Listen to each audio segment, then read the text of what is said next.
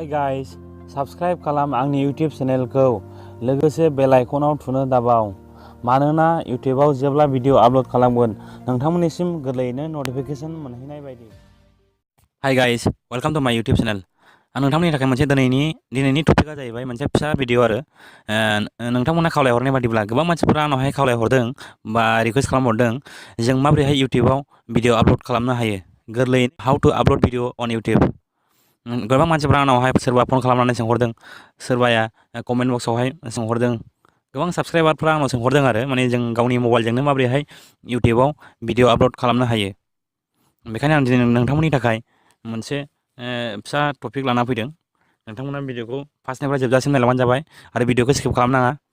आरो सोरबाफोर जुदि आंनि चेनेलाव गोदानै फैदोंब्ला चेनेलखौ लाइक आरो साबस्क्राइब खालामना हो। अब्ला जों भिडिअखौ सुरु खालामनोसै।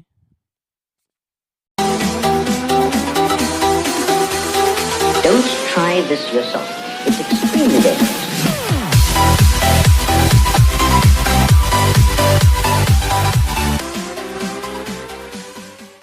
सिगां नोंथाङा दा प्ले स्ट'राव थांबानो जाबाय। प्ले स्ट'राव थांनायनि सिगां मोनसे गोसो होनो गोनां नायबानो जाबाय। नोंथांनाव जुदि इउटिउब एप्लिकेसन गैयाब्ला अब्ला नोंथाङा प्ले स्ट'राव थांनानै डाउनल'ड खालामना लानो हागोन।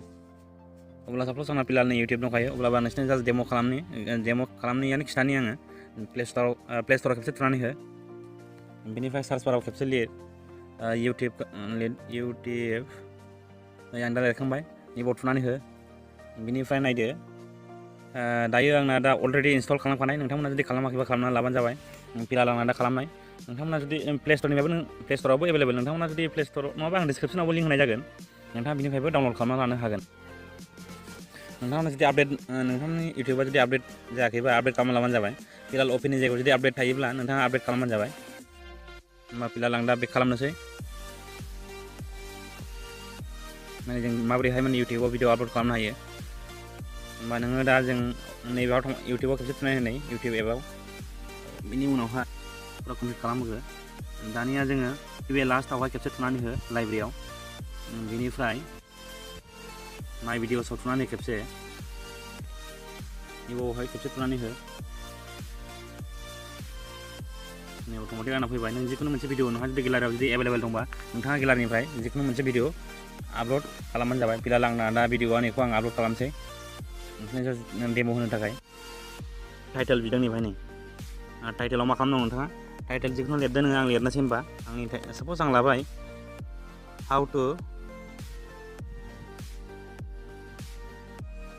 साप'ज आं लाबाय नै माने आं हाउ टु आपल'ड भिडिअ अन इउटिउब बेखौनो लाबाय आङो सिम्पलि। दानिया गाहायाव दङ डिसक्रिपसनाव माने बे भिडिअआ मानि थाखाय जेनेबा साप'ज आङो जास्ट नोंसोरनो खिथाबाय आङो दिस इज जास्ट डेम' लानाय आरो खिथाबाय आरो जास्ट। बिनिफ्राय नेक्स्ट दं प्राइभासियाव मा नै बाहाय खेबसे थुनानै होनाय। अलरेडि आंना बाहाय दंखायो पाब्लिक। एक्सुवेलि नोंसोर इउटिउबावहाय पाब्लिकआव शेयार खालामनांगौ। पिलार नोंसिनि बे पाब्लिकनि सिङावनो मोनथाम अपसन दं, पाब्लिक, प्राइभेट आरो मोनसे जाहैबाय आनलिस्ट दं। नायदो अब्ला नों खेबसे थुनानै हो। अपसनाव मा दङ पाब्लिक, आनलिस्ट एन्ड प्राइभेट।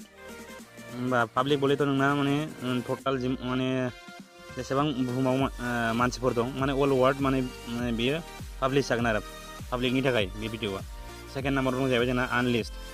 माने नों बे भिडिअआ माने नोङो सोरनोबा जुदि शेयार खालामहरबासो बे भिडिअखौ बै जेनाखि नोंनि लोगो बा नोंनि जिखुनु मानसि सिना जाना मानसिया बे नायनो हागोन।